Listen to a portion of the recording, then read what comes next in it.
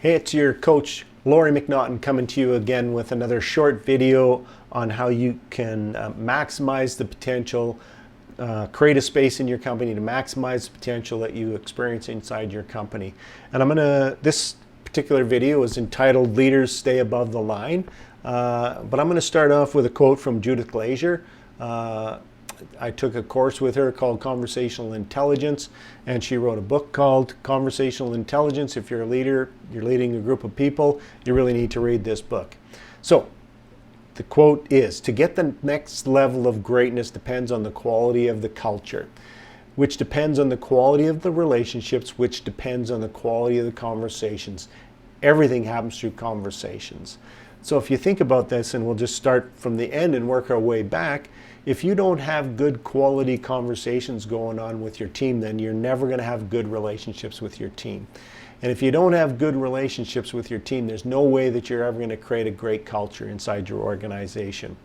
And so, I mentioned that this is called Leaders Stay Above the Line, so let's talk a little bit about what that means. So I'm going to start by talking about what's below the line first, and then we'll talk about what's above the line. So below the line is blame, excuses, and denial. Now let me ask you a question. When is the last time you blamed somebody else or something else for a problem and it solved the problem? Or when was the last time you made an excuse about something and it solved the problem? Or when was the last time you just outright denied it and it solved the problem? Obviously, never. I guess sometimes if you think like burying it is a solution to the problem, maybe, but I don't believe that's an effective leadership strategy. Basically, organizations or companies that live below the line live under survival. They're never going to maximize the potential of that organization living below the line. So what's above the line then? Well, let me just start out by saying a lot of happiness, a lot of fulfillment, and a lot of abundance. Now, the words that I'm going to use to describe what it means what it means to be above the line is ownership, accountability, and responsibility.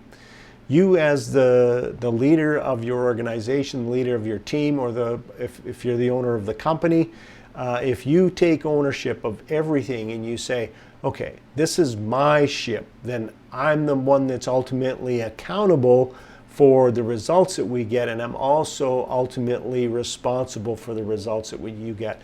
And when you come from that position, when you come from that perspective, you're going to be elevated in the eyes of your team as someone who they can count on, someone who they know has their back, someone who they know they can work together with to increase the potential, increase their own potential, which automatically helps the team, and now it automatically helps the organization or the company maximize its potential. So your job as the owner or leader is to stay above the line. Don't blame other people, don't make excuses, don't live in denial. And by the way, there's a way that you can tell that if you have a tendency to go below the line, and that is that if other people in your team go below the line.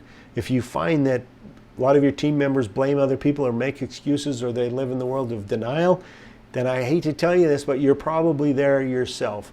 So first thing, take a look in the mirror and say, okay, I'm taking ownership of this thing. I'm going to hold myself accountable, and I'm going to be the one that says, if it is to be, it's up to me.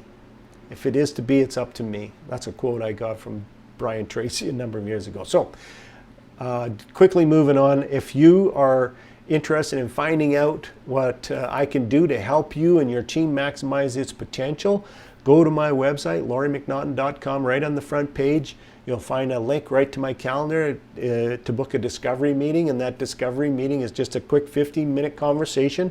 Why is it only 15 minutes? Well, because number one, you're a busy person. Number two, I'm a busy person, and I want to make sure that before we have a half-hour discussion about something, that it's something that I can actually help you with. And if it is something that I believe I can help you with, we'll book a longer meeting where we can dig down and find out what the causes are and talk about what some of the solutions are at that particular time. So again, go to lauriemcnaughton.com, book yourself a 15-minute discovery meeting. I look forward to the opportunity to being of service to you and your team.